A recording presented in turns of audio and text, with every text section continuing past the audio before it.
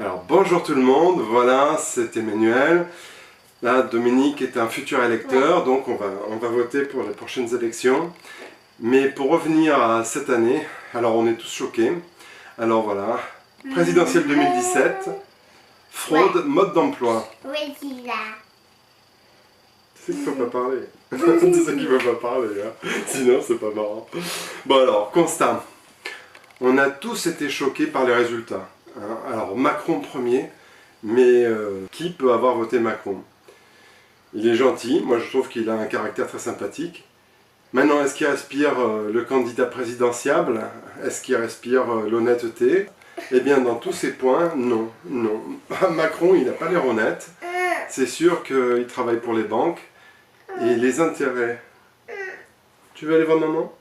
Je vais voir maman.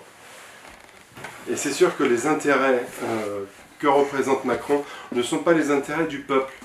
Alors voilà. Donc c'est un constat dans lequel on peut dire il n'y a jamais de fumée sans feu. Ça c'est un proverbe bien connu. Maintenant la question c'est est-ce qu'il y a de la fumée pour ces élections 2017? Alors au secours, il y en a partout. Oui, la fumée on en voit beaucoup. Il y a beaucoup de choses qui nous font tilt aux yeux, qui nous font tilt aux oreilles. Et tiens, le président du bureau de vote qui est parti avec ses bulletins non validés, non ouverts, c'est quand même très bizarre. Et on a vraiment l'impression que les journalistes n'ont pas posé les bonnes questions. Il y a plein de questions qui me manquent. Et j'ai l'impression que quelque chose n'est pas catholique, pas cachère, et il y a quelque chose de pas halal là-dedans. Donc alors, la question qu'on se pose tous, mais comment est-ce que c'est possible de manipuler des élections? Alors bon ben voilà, je vais vous donner une petite méthodologie, hein, c'est comment manipuler les élections françaises de la façon la plus discrète. Alors en premier, ben, c'est simple, il suffit de faire un vrai sondage avant les élections, avant qu'on soit lancé dans la campagne, on fait un sondage et on voit pour qui va voter qui. Alors imaginons que Mélenchon dans ce sondage soit premier, que l'UPR fasse un super score. Bref, ça ne plairait pas à des banquiers, hein, ça ne plairait pas à des intérêts qui sont bien en place en France, et dans le monde d'ailleurs. Donc maintenant faisons un petit retour sur les chiffres. En 2012, il y avait 46 millions d'inscrits. En 2017, nous sommes 47 500 000, enfin presque 600 000. Donc ça fait plus d'1,5 million de votants en plus. Ce qui est bizarre, c'est vu le nombre de radiations qu'il y a eu, les chiffres ne fonctionnent pas pour moi. Bon, alors, on a dit la première étape, c'est de faire un vrai sondage en regardant les vrais résultats. La deuxième étape, eh bien, ça consiste à calculer les méthodes et comment obtenir le résultat désiré. Eh bien alors, après avoir discuté sur Internet et avec beaucoup de monde, alors les méthodes qui ont les plus été utilisées pendant notre campagne, hein, eh bien, il y a des méthodes soft et puis des méthodes hardcore. Alors dans les méthodes soft, hein, on a les inégalités du temps de parole, hein, merci la loi Urveas, on se pose des questions même qui justifie ça, c'est complètement n'importe quoi. Inégalité du temps de parole, ça c'est le point A. Alors le point B, c'est publier des dizaines de sondages officiels qui sont complètement démentis par les sondages en ligne. Alors là, pour des sondages comme ça, on en a eu un paquet. Ensuite, C, ben, ça va être le flacking. Alors là, je vais mettre un lien sur une vidéo qui est ultra importante pour tous les citoyens français. Je veux que tout le monde regarde cette vidéo. C'est une vidéo qui a été faite à partir d'un livre de Noam Chomsky de 1988 et qui traite en fait de la fabrication du consentement. La fabrication du consentement, c'est-à-dire un moyen assez ingénieux de faire voter les gens dans un sens plutôt que dans un autre. Et ça va vous crier de vérité cette vidéo, donc regardez le lien, je vous mets le lien dans la description de la vidéo. Donc le flacking, hein, c'est une campagne de discrédit qu'on va propulser, qu'on va marteler sur les candidats dangereux. Alors des candidats dangereux, ben, il y en avait hein, cette année. Alors, ensuite, ça va être en D, ben, promouvoir plusieurs candidats avec des idées similaires, de manière à bien diviser le peuple sur des points de détail, et en fait, à bien noyer le poisson. Ensuite, eh bien, eux, eh ben, c'est commenter et influencer à outrance les débats politiques. Plutôt que de laisser les gens faire leur propre raisonnement, eh bien, nous avons des commentateurs qui dirigent la réflexion selon là où ça les arrange. Alors, c'est pas compliqué de faire ça. Et on est tous assez sensibles à ce moyen de communication. Donc, ça aussi, eh bien, ça, c'est de la manipulation. Alors, ensuite, F, promouvoir le vote utile. Alors ça, c'est un travail qui se fait en corollaire avec les faux sondages. Alors là, ça nous manipule bien aussi. Et puis maintenant, on arrive aux méthodes dites hardcore, ce qui va vraiment être dans le terrible, le vraiment sordide. Eh bien, réduire le nombre de votants qui sont opposés aux idées du système et du pouvoir en place. Alors là, c'est pas compliqué. Il n'y a qu'à regarder sur internet le scandale des radiations en masse sur les listes électorales. Alors, il y a des centaines de milliers de personnes qui ont été radiées, si j'ai bien compris.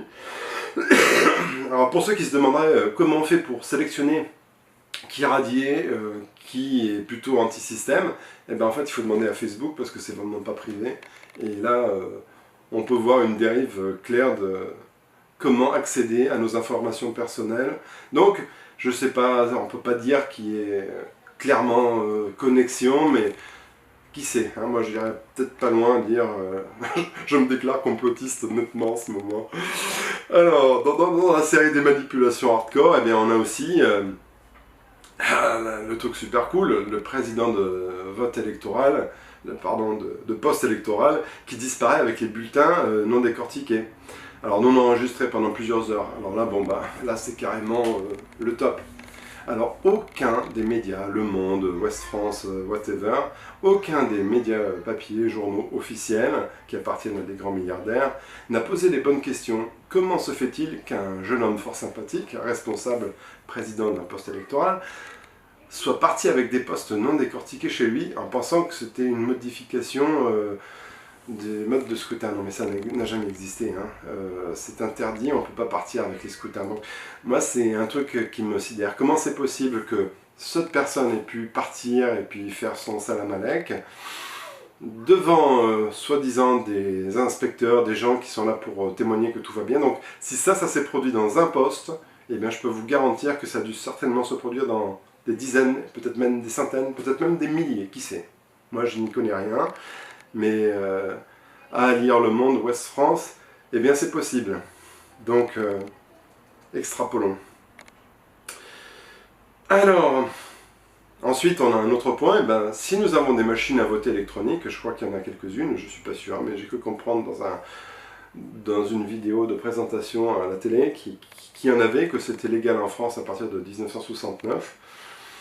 Donc, il y a un hacker norvégien ou d'un pays nordique qui a démontré par A plus B le danger complet de ces machines pour les démocraties. Donc je vais mettre le lien aussi en annexe là-dessus. Alors pour les autres possibilités, il doit y avoir plein d'autres possibilités entre ceux qui sont à l'étranger, à plusieurs heures de décalage horaire de la France métropolitaine. Enfin, il y a certainement plein de méthodes. Alors, moi, je vais vous demander à vous, internautes, si vous avez d'autres méthodologies pour tricher, mettez-les en commentaire, que tout le monde fasse des likes en particulier, ou des plus uns, sur ces bonnes méthodes, qu'on puisse les voir le plus facilement possible. Et alors, donc, voilà, ça nous amène à qu'est-ce qu'on peut faire si notre pseudo-démocratie représentative est aussi mal et est en train de nous trahir, en fait, parce que tout simplement, c'est la trahison du peuple. On n'est pas dans une vraie démocratie, nous sommes dans un système représentatif, et si ce système représentatif ne représente pas le peuple, eh bien, nous sommes en oligarchie, et c'est ce que je pense depuis plusieurs années. Et donc, que faire? Que faire? Ça, c'est la bonne question, parce que parler d'un problème sans donner de solution ou apporter d'éléments concrets, ça ne sert à rien. Et ce que moi, je vais apporter, c'est de souligner certains points. Il faut agir sur 3 niveaux. Alors ces 3 niveaux, ça dépend, ça suit un process en fait. Un, c'est reconnaître l'étendue du vol électoral. Donc pour ce faire, Ensuite, bon, donc 1, c'est reconnaître l'étendue du vol électoral. 2, porter plainte, signifier sa colère sur les réseaux sociaux. Porter plainte, acte légal. Signifier sa colère sur les réseaux sociaux. Démontrer, encourager, inspirer les autres. Et puis C, alors là c'est un point assez particulier, c'est complètement nouveau, on ne voit pas ça. Eh bien c'est encourager les dénonciations. Et oui, car après tout si ça marchait pour d'autres, eh bien encourageons les dénonciations. Alors, on va revenir au premier point, hein, pour savoir quelle est l'étendue du vol électoral. Tous les gens qui n'ont pas pu voter suite à une radiation, eh bien, vous n'avez qu'à remplir les pétitions que je vais mettre en annexe, en description de cette vidéo. Alors, il y a une pétition pour chaque candidat, hein, et puis, selon si vous avez voté pour Mélenchon ou pour l'UPR, et que vous n'avez pas pu voter, en fait, que vous vouliez voter pour un de ces candidats, et que vous n'avez pas pu car vous avez été radié, eh bien, vous remplissez cette pétition. Qu'est-ce que ça va apporter? Bien, ça va apporter une chose, une vision claire, nette et précise. Est-ce que cette élection a été volée? Alors, si on peut prouver ça clairement par A plus B, c'est très bien. Quand vous remplissez cette pétition, n'hésitez pas à vérifier au bout d'un jour, 2 jours, ou même tous les jours, si votre vote est toujours dans la pétition, car la manipulation, ça peut se passer n'importe où, hein, a fortiori sur un petit site de pétition.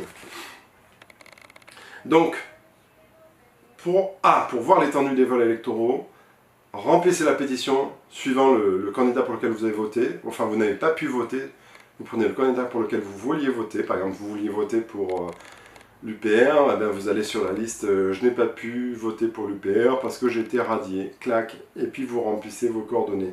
Alors, faites-le que si ça s'est vraiment passé, hein, c'est très important. Alors pareil, si c'était France Insoumise, eh bien, si vous n'avez pas pu voter pour Mélenchon parce que vous avez été radié, vous allez sur la pétition pour Mélenchon et vous remplissez vos coordonnées. Alors, on va aller loin avec ça, hein. Donc ne remplissez que si ça s'est vraiment passé. Alors, ensuite, pour que cette action marche, vous devez partager sur Facebook et faire un like à fond, à 120%, 150%. Vous partagez cette vidéo. Que tout le monde ait une idée claire de ce qu'il faut faire. D'ailleurs, si ces élections ont été tronquées, qu'on ait voté Macron, Fillon, n'importe qui, il faut absolument, absolument qu'on sache si c'est vrai ou non. Donc, si vous avez voté Macron, partagez cette vidéo, parce que de toute façon, ce qu'il faut voir, c'est sommes-nous dans une vraie démocratie? Et là où je pense que cette année, nous avons les moyens techniques, et c'est tout à fait réalisable de le voir, de voir qu'on n'est pas en démocratie. Alors, le point B, ben, c'est porter plainte, signifier sa colère sur les réseaux sociaux. Et bien, porter plainte, c'est un acte légal, donc vous allez porter plainte. Je vais vous mettre en description de la vidéo comment faire. Et publier sur Facebook que vous vous sentez volé, que cette élection a été volée. Ensuite, et puis partagez cette vidéo, Alors le dernier point, ben, encourager les dénonciations. Alors là c'est du nouveau, hein. Alors face à l'ampleur de ce qui a été fait, il ne faut pas être grand sorcier pour imaginer qu'il y a beaucoup de gens qui ont été mis en place, qui ont fait des actions de manière à réussir ce tour de force. Alors, pour tricher à cette échelle, il doit y avoir beaucoup de monde. Alors, une personne qui fait ça, il se met en risque. Il se dit, ma vie est foutue, si ça se sait, eh bien, je suis foutu. Donc, le seul moyen d'avoir la vérité de la part des gens qui ont fait ça, et puis de commencer à creuser, et puis de pouvoir frapper fort, c'est de garantir, par nous le peuple, que les personnes qui vont dénoncer ces actions et qui vont se mettre devant, eh bien, ne seront pas prosécutés, ne seront pas poursuivis pour leurs actions. Mais il faut récompenser ces gens. Alors la récompense est en 2 niveaux. C'est 1, une immunité par rapport à ce qu'ils ont fait. Alors s'ils ont des pressions, eh bien, une immunité sur les pressions auxquelles ils subissent déjà, donc ça fait 2 formes d'immunité. Dans un troisième point, eh bien, une récompense. Voilà. Eh bien, proposons 100 000 € qui seront payés sur les fonds saisis sur ces gens qui sont à l'initiative de ce vol populaire. Eh bien, proposons 100 000 € pour les gens qui iront en avant et qui reconnaîtront que ça a été un vol de démocratie et qui seront capables de l'expliquer correctement en vidéo. Alors voilà, comment faire? Parce que là, il y a une méthodologie à suivre pour ne pas se tromper, et puis pour ne pas se mettre en danger, car après tout, c'est dangereux. Ne demander de conseils à personne, point 1. Point 2, faire une vidéo de confession explicative avec les points de contact, qui vous a demandé de faire quoi, et tous les détails que vous pouvez donner. Si vous faites ça bien, en 3, 4, 5 minutes, ça peut être fait. Il n'y a pas plus d'informations à mettre. Qui vous a demandé de faire ça? Pourquoi? Quelle a été la rémunération? Ou la pression qui a été exercée sur vous? Donc, vous mettez votre adresse, vos coordonnées. Alors, pour vous sécuriser, vous faites une copie de cette vidéo sur 3 disques USB que vous donnez à des amis ou de la famille. Moi, je vous conseille les amis. Et puis une à un avocat si vous en connaissez un. Alors ça, c'est une assurance un petit peu pour vous. Et ensuite, vous la publiez sur YouTube et vous la distribuez. Vous envoyez le lien de la vidéo YouTube à tous vos amis, plus les contacts des partis politiques. Alors, France Insoumise, certainement, parce que eux, je pense qu'ils ont dû se faire tricher aussi. Et puis UPR, car l'UPR aussi s'est fait bien tricher, je pense. Donc, vous envoyez au contact des partis politiques que je mettrai en description de la vidéo. Donc voilà, c'est une méthodologie assez simple. Vous ne demandez pas de conseil à qui que ce soit, hein. Vous faites confiance à vos instincts. Vous faites une vidéo confession, vous expliquez tout, qui vous a menacé, ou pourquoi vous avez fait ça, quelles étaient vos motivations, qu'est-ce que vous en retirez, quelles sont les pressions que vous avez subies. 3. Vous faites des copies sur clé USB, vous en faites 3 de cette vidéo, vous les donnez à des amis. Alors point 4, eh bien, vous publiez la vidéo sur YouTube et vous envoyez ça à tous vos amis, d'accord? Et vous envoyez aussi le lien au bureau qui sera en description de la vidéo, et ça justement pour que les personnes capables de prendre des décisions eh bien, puissent les prendre. Et puis ben, là on arrive à la conclusion de cette vidéo, c'est... Alors, s'il se trouve que tout s'avère et que c'est bien une manipulation, parce que là, au point de vue écran de fumée, on nous en met un paquet, donc moi je pense qu'il y a de quoi se poser beaucoup de questions. Alors, si on se rend compte que ça s'avère, tout ça, eh bien, ce sera le constat simple, clair et net, que la France est morte, hein, le gouvernement par représentation en France est mort et caduque, non valable, non viable. Alors nous savons que cette forme, là il n'y a pas besoin d'être un grand scientifique pour savoir que nos hommes politiques sont quand même corrompus quelque part. Je pense qu'on le sait tous, on ne se cache pas les yeux là. Alors si nos hommes politiques sont corrompus, si nos banques sont corruptrices, si nos multinationales sont corruptrices, alors on a tout un ensemble du système social eh bien, qui nous entraîne dans la mauvaise direction. Alors, pas plus compliqué que ça. Eh bien, quand tous ces cadres de la société sont corrompus, ben, qu'est-ce qu'on peut faire? Alors moi, ce que j'aimerais, c'est que vous fassiez dans les commentaires, qu'est-ce qu'on peut faire? Alors si c'est pour vous une révolution, c'est ce qui doit se faire, ben, pourquoi pas? Parce que moi, j'ai pas la réponse. J'ai une réponse qui est un petit peu raide, mais c'est pas forcément la bonne. Donc, voyons voir ce que vous, le peuple, vous dites là-dessus. Et puis, faites des réponses en vidéo ou sur des commentaires. Ça, c'est très important. Partagez la vidéo. Il faut que tout le monde se communique là-dessus. Il faut qu'on aille au cœur de ce problème. Il faut que tous les gens qui ont été radiés aient accès à cette vidéo. Parce que, et puis, si possible, tous les gens qui ont travaillé sur les postes électoraux, sur les postes que tous les gens qui ont travaillé dans les bureaux de vote voient cette vidéo aussi, car forcément, s'il y en a qui doivent dénoncer, forcément, ils étaient témoins. Bon, ben alors, moi je veux dire, vive la France, vive la République française, et vive notre symbole le plus important, liberté, égalité, fraternité. La France va mal, Il y a plein de solutions pour s'en sortir correctement, humainement et socialement.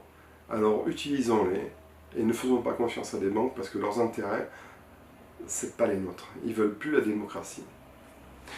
À bientôt. Alors, bonjour tout le monde, je suis avec Dominique, donc un futur électeur de la République. Donc, les présidentielles 2017, fraude, mode d'emploi. Voilà, comme plein d'entre vous, je suis complètement choqué par les résultats. Il est clair que quelque chose ne va pas. Oh Marlène, non, mais putain, ce chien. Qu'il est chiant.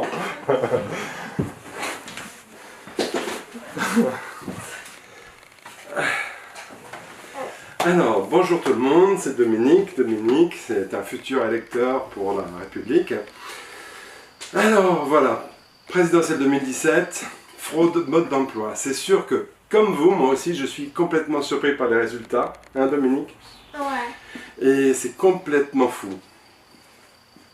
Non, mais qu'est-ce que c'est entre le chien... Mais tiens, le Dominique qui est comme ça. Ah, comme ça, c'est mieux? Ouais, c'est parfait.